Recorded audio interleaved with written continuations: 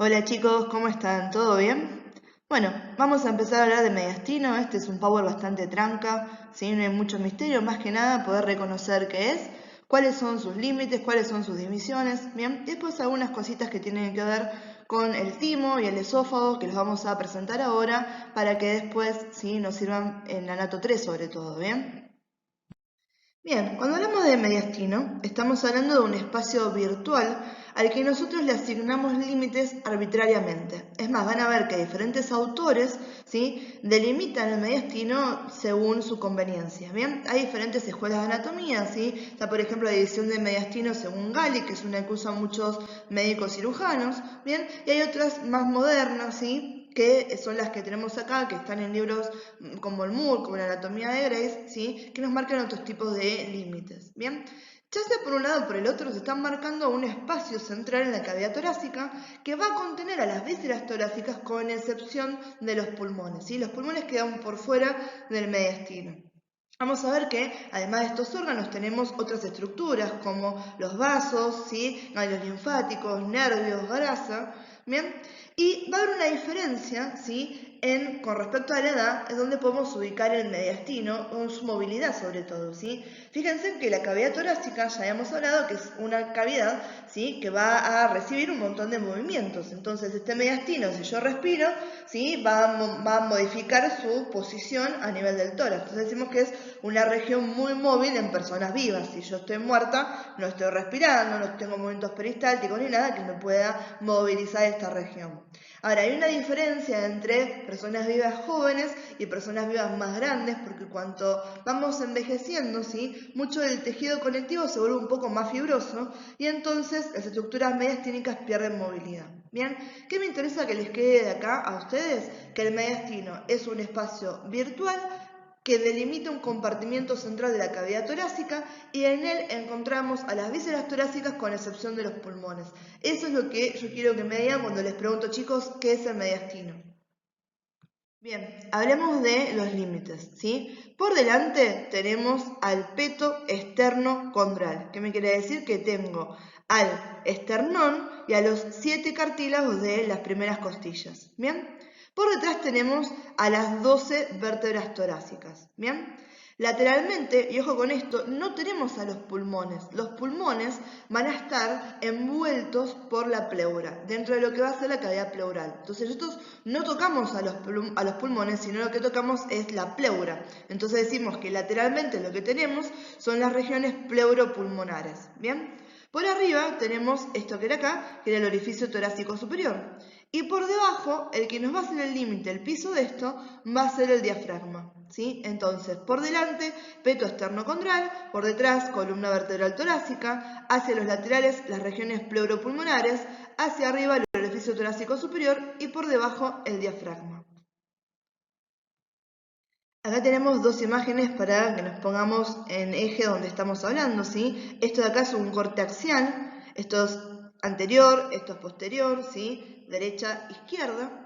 Acá tenemos marcado en verde lo que sería el mediastino, ¿sí? Fíjense que hacia los costados nos quedan los pulmones y los pulmones están en la cavidad pleural, por eso decimos que el límite lateral es pleuropulmonar, ¿sí? Fíjense que acá no me está tocando el pulmón, tengo esta línea celeste que me está demarcando lo que es la pleura, ¿sí? Y acá estamos viendo en un corte coronal, ¿bien? Como toda esta zona, ¿sí?, es el mediastino, siempre me quedan por fuera los pulmones, ¿sí? Acuérdense en eso.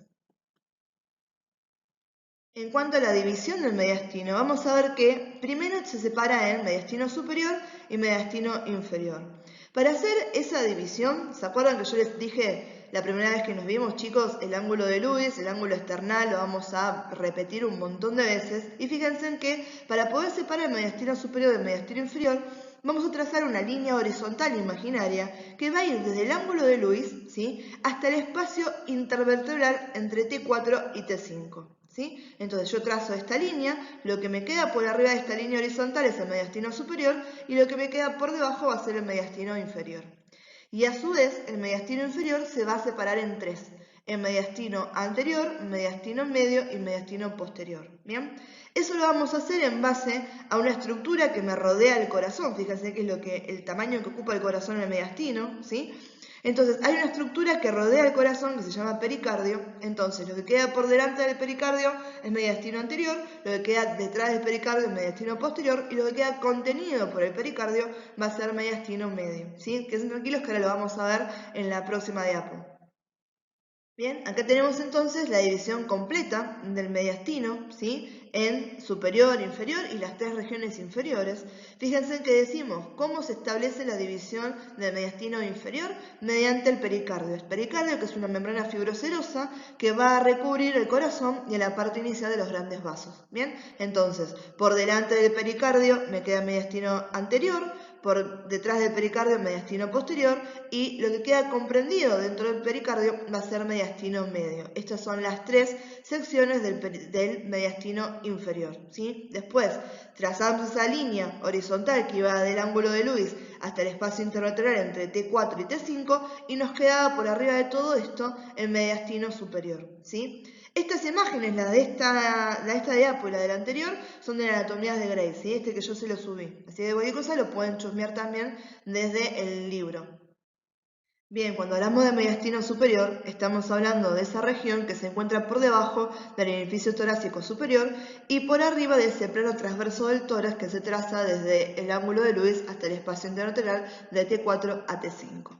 Vamos a ver que acá se encuentran un montón de esas estructuras que son transición de la base del cuello, ¿sí? Que están pasando del miembro superior hacia la región torácica y del cuello hacia la región torácica, ¿sí? Tenemos al timo, que es bien perteneciente de esta región, ¿sí? A los grandes vasos, ¿sí? Acá tenemos el arco aórtico, ¿sí? Y las raíces de sus ramas principales, ¿sí? El tronco brachiocefálico derecho, la subclavia, la carótida común, ¿sí?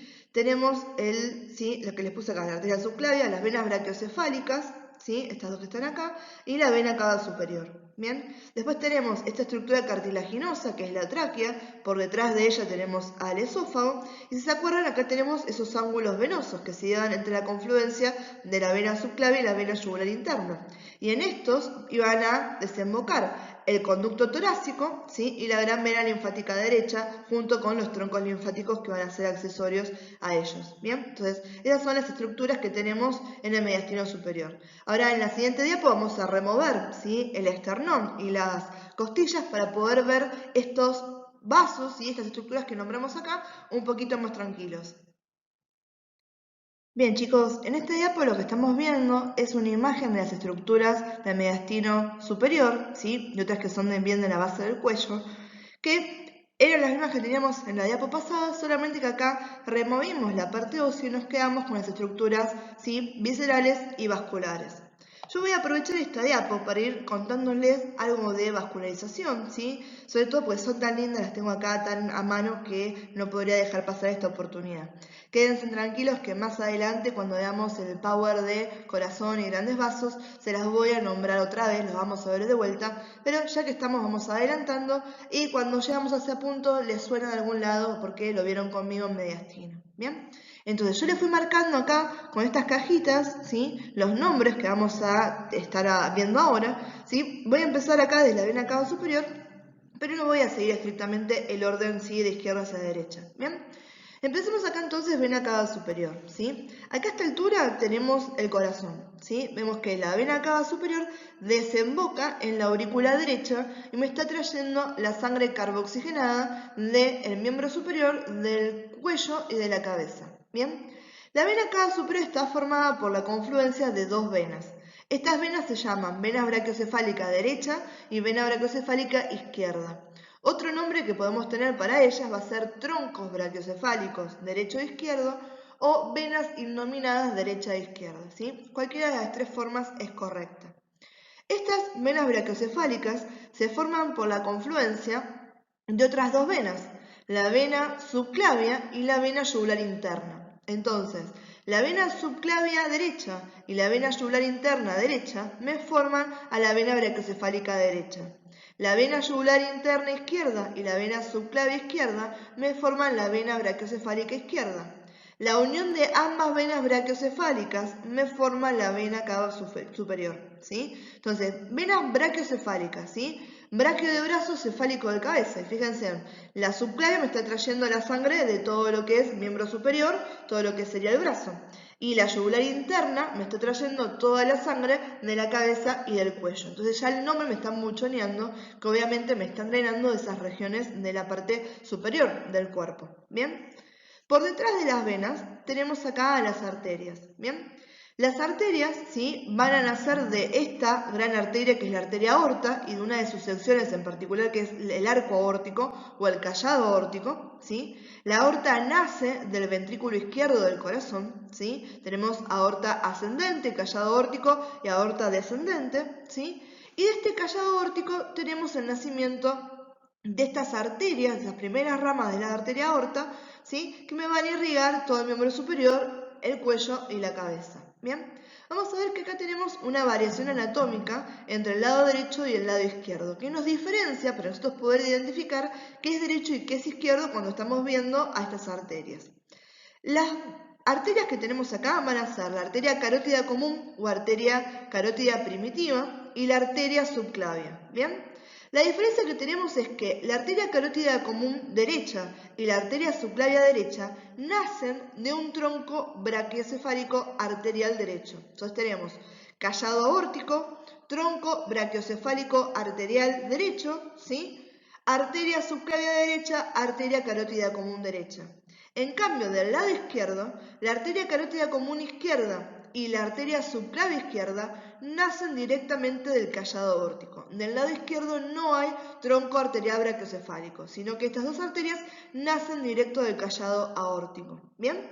Entonces, eso con respecto a lo vascular que estamos viendo acá, lo más importante. Después tenemos esta estructura cartilaginosa que estamos viendo por detrás de las estructuras vasculares, esa es la tráquea, ¿sí? Y por detrás de la tráquea, que no lo vemos en este dibujo, tenemos al esófago, ¿sí? El esófago que es un músculo, ¿bien? Y lo último que nos queda nombrar acá, ¿sí?, de los que hablamos anteriormente, son los conductos torácicos. ¿Se acuerdan? Teníamos acá, los conductos torácicos iban a drenar en las confluencias del ángulo venoso izquierdo y el ángulo venoso derecho. Entonces, del ángulo venoso izquierdo, el que me está drenando acá era el conducto torácico. Este que me estaba drenando toda la linfa del cuadrante superior izquierdo y de ambos cuadrantes inferiores.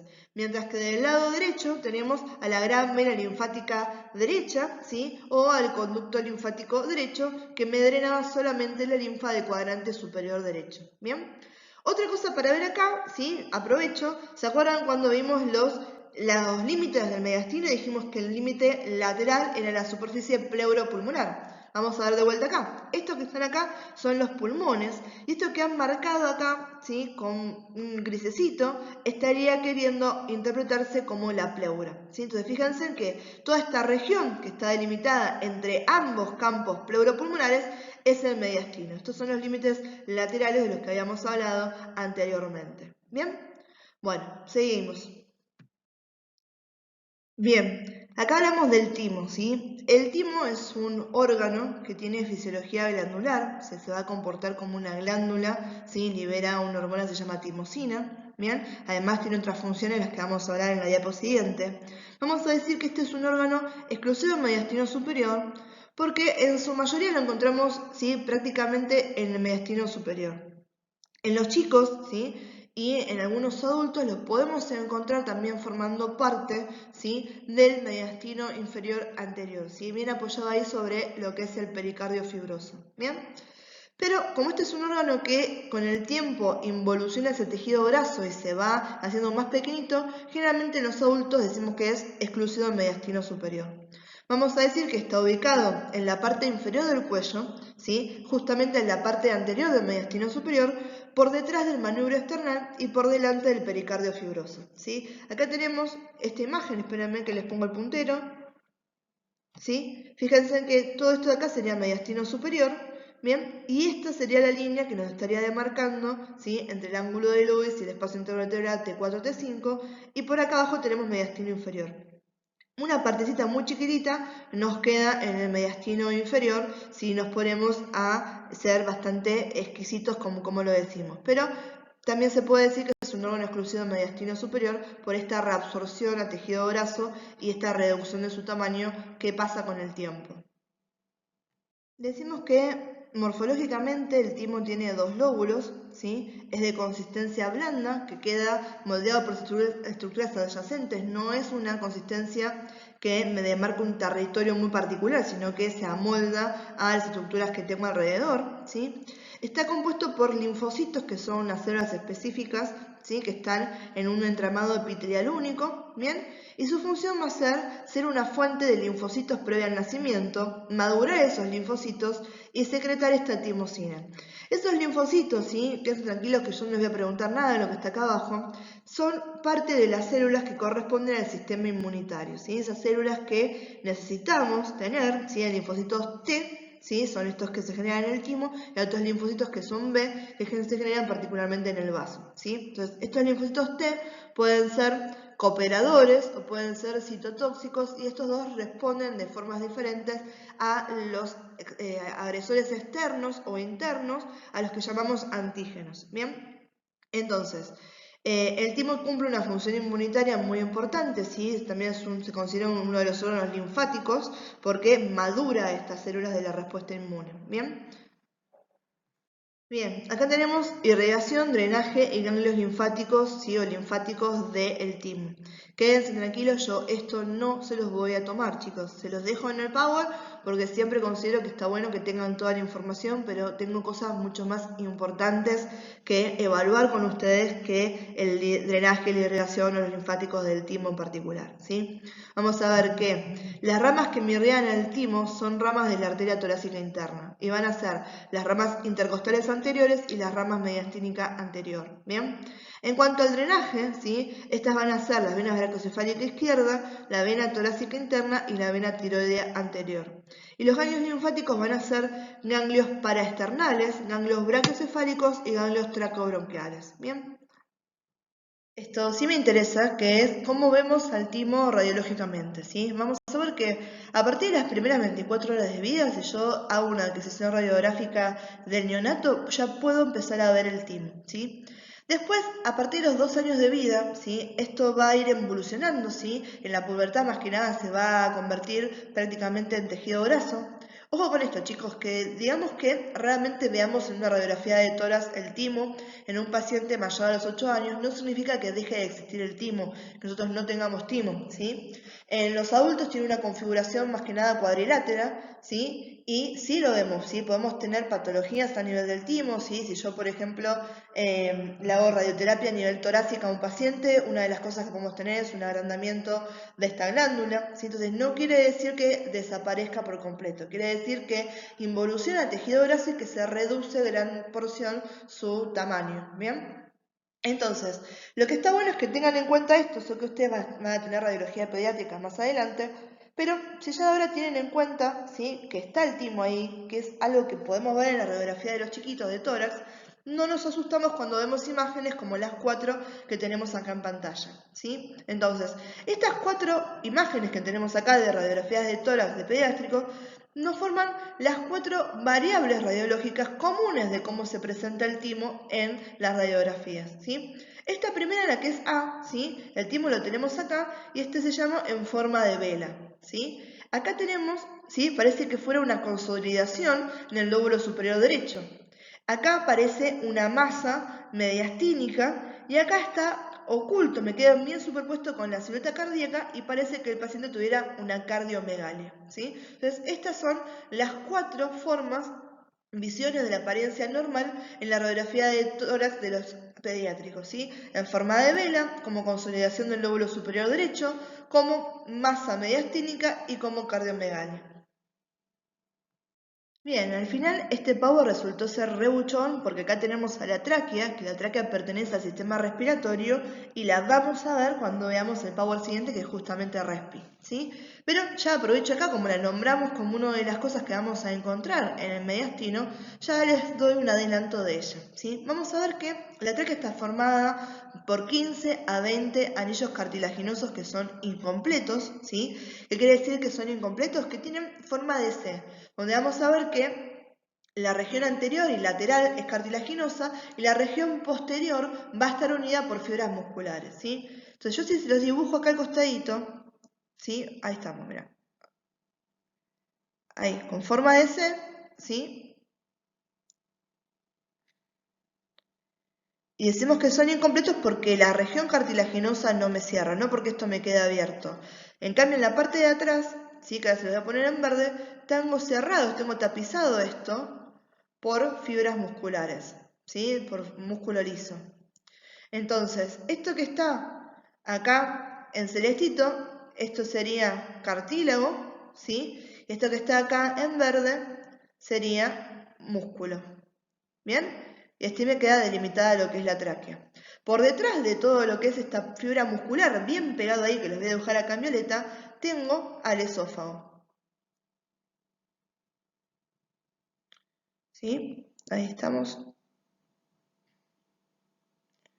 Este que está acá va a ser el esófago, que el esófago también es muscular.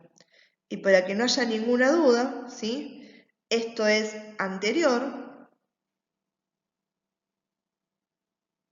y esto es posterior, ¿sí? Entonces tenemos a la tráquea, que está formada por 15 a 20 anillos cartilaginosos incompletos cuyo extremo posterior está unido por fibras musculares. Esto pertenece al sistema respiratorio. Y una cosa que vamos a ver es de dónde a dónde va la tráquea, ¿sí? Si ahora vamos acá a la derecha, yo les voy a marcar acá con negro, ¿sí? Dos líneas. Empieza acá y termina a esta altura, ¿sí? Entonces, esta estructura que tenemos por arriba de la tráquea, ¿sí? Esto que vemos acá, se llama laringe, ¿bien? Y está formada por estructuras cartilaginosas, ¿sí? Por cartílagos, que van a tener nombres propios. Uno de los cartílagos más inferiores de la laringe, y el que me va a dar paso a lo que es la tráquea, se llama cartílago cricoides. Entonces, este que está acá abajo, ese es el cartílago cricoides, ¿sí? Y este está a la altura de la vértebra cervical número 6, ¿sí? Entonces ahí es donde empieza la tráquea. ¿Y dónde va a terminar? La tráquea se termina bifurcando, ¿sí? En dos bronquios, el bronquio superior derecho, ¿sí? Bronquio superior derecho,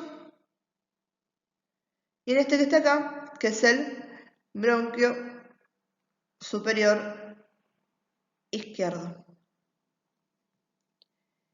Ese punto en el que se me bifurca la tráquea, ¿sí? Que me forma un ángulo, se va a llamar carina, ¿sí? Carina con C de cama, no con K de kilo, ¿sí? Entonces, la tráquea va a ir desde la altura de la vértebra cervical C6, empezando en el borde inferior del cartílago cricoides, hasta la división, ¿sí? A nivel del ángulo external, ¿sí? De la carina, que se divide en los bronquios principales derecho e izquierdo, ¿sí? Fíjense de vuelta acá, otra vez, ángulo external, el bendito ángulo de Lewis, ¿sí?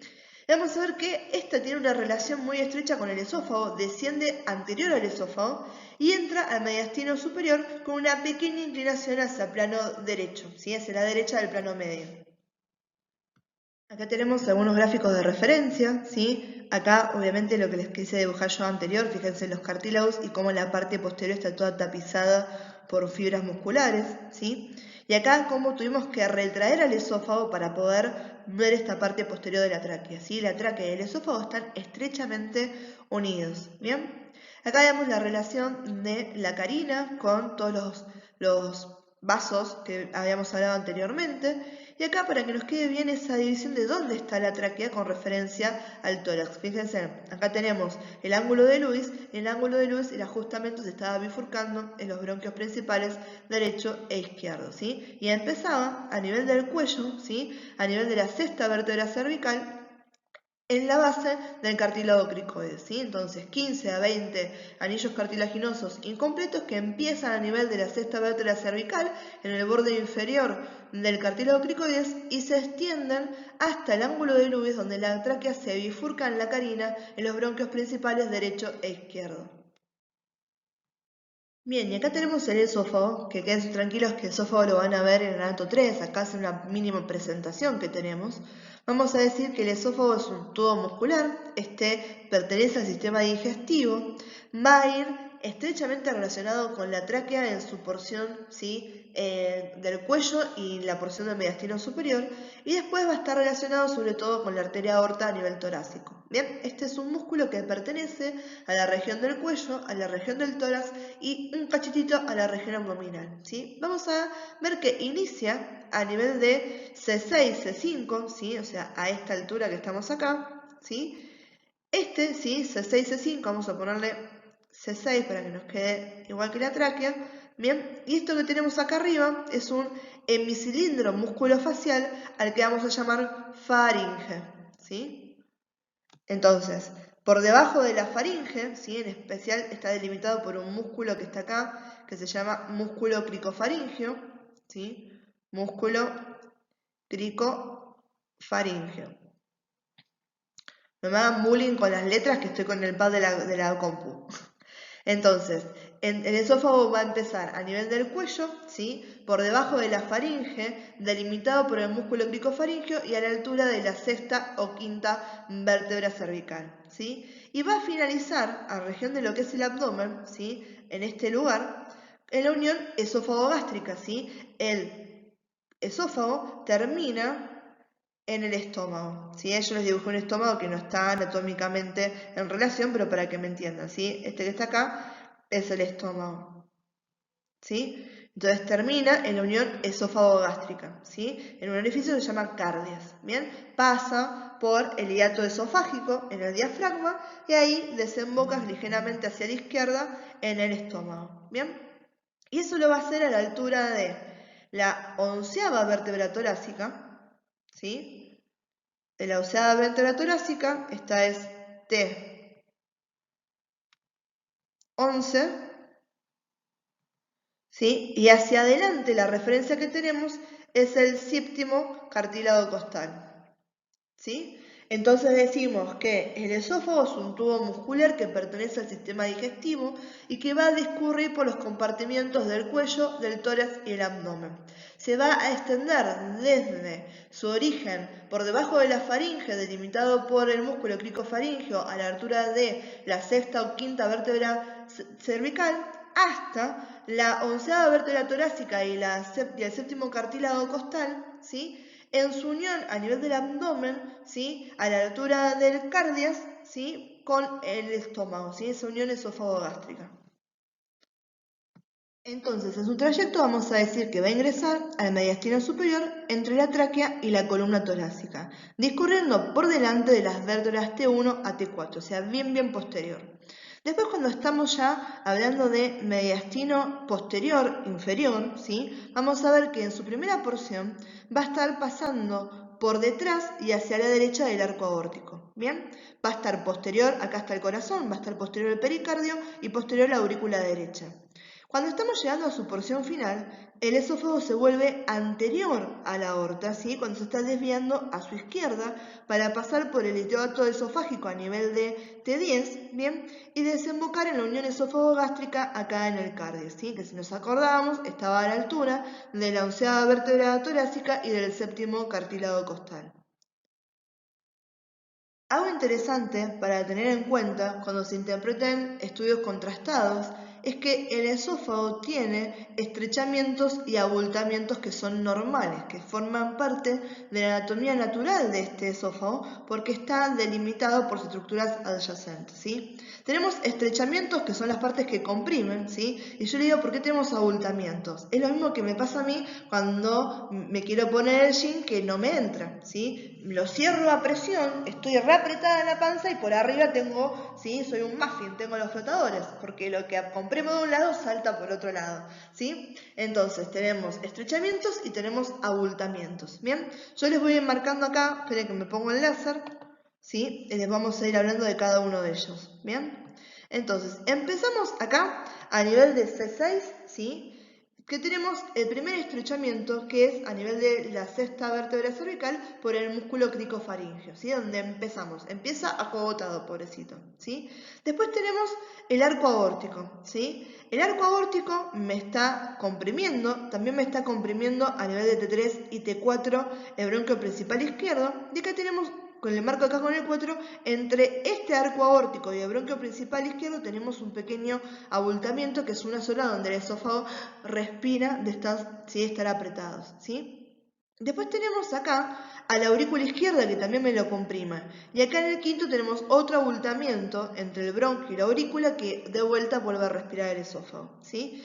Y por último, el último estrechamiento que tenemos es a nivel de T10 por el hiato diafragmático, ¿sí? Entonces tenemos estrechamientos a nivel del músculo cricofaríngeo en C6, a nivel del arco aórtico, a nivel del bronquio principal izquierdo en T3, T4 y a nivel de T10 por el hiato diafragmático. Y tenemos dos abultamientos que son normales, que los tenemos entre el arco aórtico y el bronquio principal izquierdo y entre el bronquio izquierdo y la aurícula izquierda, ¿sí?